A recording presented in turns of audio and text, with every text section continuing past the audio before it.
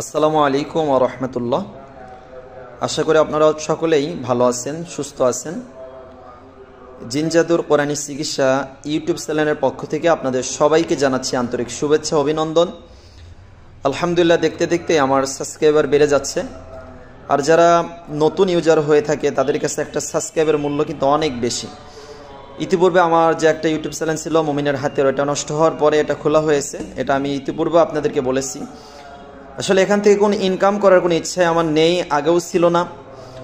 আমার মূল উদ্দেশ্য হলো কোরআন সুন্নাহকে প্রচার করা এবং আমাদের যে কার্যক্রম তাবিজ কবজ নকশা ব্যতীত কোরআনী চিকিৎসা, এটা সারা বিশ্বের মধ্যে ছড়িয়ে দেওয়া, এটা হলো মূল উদ্দেশ্য।